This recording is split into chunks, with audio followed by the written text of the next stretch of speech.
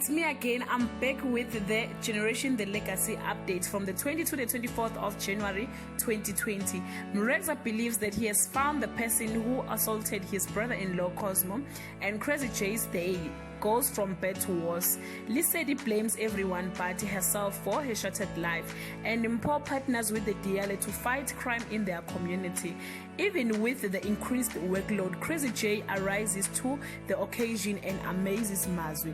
And Lucy is nervous about confronting gangster Gaddafi.